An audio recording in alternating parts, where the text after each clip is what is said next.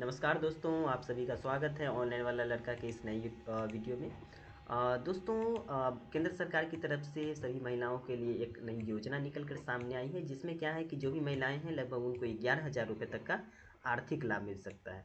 तो ये कौन सी योजना है, इसका आवेदन हम कैसे कर सकते हैं, इसकी योग्यता और पात्रता क्या है, आज की इस वीडियो में हम इसी पर चर्चा करेंगे। तो सबसे पहले हम जान लेते हैं कि ये कौन सी योजना है।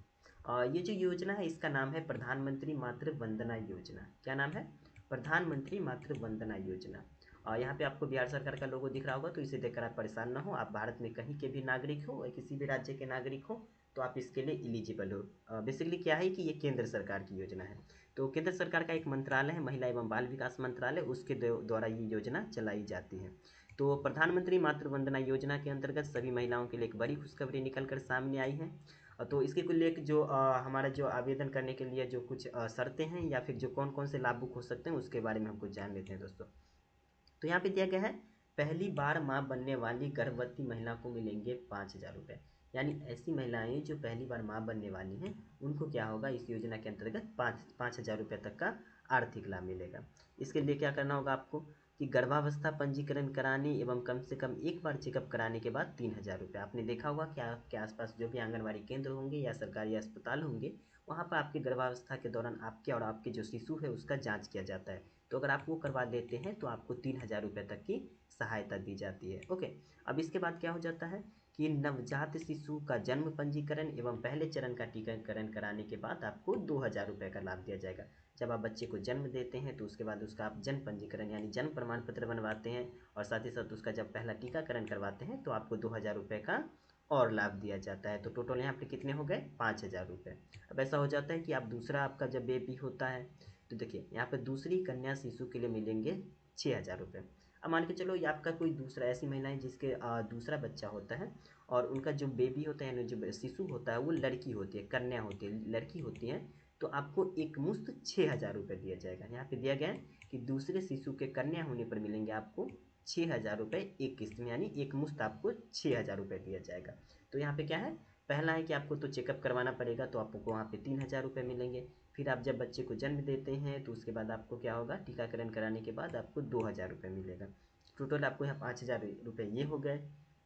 और दूसरा आपका अगर कोई दूसरा बेबी होता है और वो लड़की होती है तो आपको 6,000 रुपये एक ही बार में मिलेंगे। तो टोटल यहाँ पे कितना हो गया, 11,000 रुपये का लाभ हो जाता है। कितना हो जाता है? 11,000 रुपये का लाभ हो जाता है।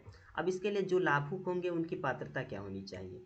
तो ऐसी महिलाएं जिनका जो जो पारिवारिक है आय है वो 8 लाख रुपए से कम हो तो वो क्या है, एलिजिबल हो। जो महिलाएं मनरेगा के अंतर्गत काम करती हैं उनके पास जो जॉब कार्ड होता है वो है तो वो भी इसके लिए एलिजिबल है। साथ ही साथ जो महिलाओं के खाते में किसान सम्मान निधि के अंतर्गत जो ये आपको 6,000 रुपये पता होगा कि मिलता है पर ईयर, तो अगर आप वो किसान सम्मान निधि के लिए लाभ ले रही हैं तो कोई दिक्कत नहीं, आप इसके लिए भी एलिजिबल हो। ई श्रम कार्ड धारक जो महिलाएं हैं वो भी इसके लिए आवेदन कर सकती हैं। प्रधानमंत्री जन आरोग्य योजना जो हमारा आयुष्मान कार्ड बना था उसके अंतर्गत ये लाभुक जो लाभुक होंगे वो पात्र रखते होंगे। दूसरा क्या है कि बीपीएल राशन कार्डधारी लाभुक हैं वो भी इसके लिए एलिजिबल है। साथ ही साथ आंशिक या पूर्ण रूप से दिव्यांगजन, अगर आप विकलांग हैं तो आप इसके लिए एलिजिबल हैं। SC ST महिलाएं जो हैं वो भी एलिजिबल है इसके लिए। साथ ही साथ जो आंगनबाड़ी की सेविका सहायिका होती है वो भी इसके लिए एलिजिबल हैं। तो इसके लिए आप क्या कर सकते हैं, अधिक जानकारी के लिए निकटतम आंगनबाड़ी केंद्र या बाल विकास परियोजना का जो कार्यालय होता है ICDS का कार्यालय वहाँ विजिट कर सकते हैं। साथ ही साथ या जिला जो परियोजना कार्यालय होता है वहाँ भी विजिट किया जा सकता है। अब देखिए यहाँ पे आपको कहा गया है कि ऑनलाइन आवेदन करना हुआ आसान, घर बैठे ऑनलाइन आवेदन इस इनका जो अपना साइट का वेबसाइट का URL है वो दिया गया है के माध्यम से आप निकटतम कर सकते हैं। तो यहाँ पे जो साइट दिया गया है फिलहाल जब आप इसको चेकअप करते हैं इसका तो यहाँ पे देखो आप जब इस साइट पे विजिट करोगे तो अभी तो फिलहाल कहीं भी यहाँ पे नहीं दिया गया ऑनलाइन आवेदन करने के लिए, कोई भी लिंक वगैरह कोई भी पोर्टल वगैरह नहीं दिया गया है। तो अभी तो फिलहाल क्या कर सकते हो कि अपने निकटतम जो आंगनबाड़ी केंद्र है वहाँ की जो सेविका या सहायिका है उनसे संपर्क कर सकते हो और आप इस योजना का लाभ ले सकते हो। तो इस योजना के अंतर्गत अगर आप देखना चाहोगे तो लगभग जो हमारा 4 करोड़ 60 लाख महिलाएं हैं वो इनरोल्ड यानी नामांकित हो चुकी हैं। लगभग जब 4 करोड़ 19 लाख महिलाओं के खाते में पैसा ट्रांसफ़र कर दिया गया है। लगभग 19,722 करोड़ लगभग जो अमाउंट है वो महिलाओं के खाते में भेज दिया गया है। तो ऐसी महिलाएं जो इसके लिए एलिजिबल होंगी, आपके परिवार में आसपास जो भी महिलाएं इसके लिए एलिजिबल होंगे, उनका आप आवेदन करवा सकते हो। ऑनलाइन आवेदन करना तो अभी संभव नहीं हो पा रहा है, तो आप क्या कर सकते हो, जो आपका निकटतम आंगनबाड़ी केंद्र होगा वहाँ उन्हें भेज सकते हो। तो बाकी आपको ये वीडियो कैसा लगा आप कमेंट में ज़रूर बताएं। साथ ही साथ जो भी आने वाली जो सरकारी योजनाएं हैं या कोई भी फॉर्म वगैरह या जॉब अपडेट या वैकेंसीज वगैरह आती हैं, उसका इन्फॉर्मेशन अगर आप चाहते हो तो हमारे चैनल को सब्सक्राइब कर लें।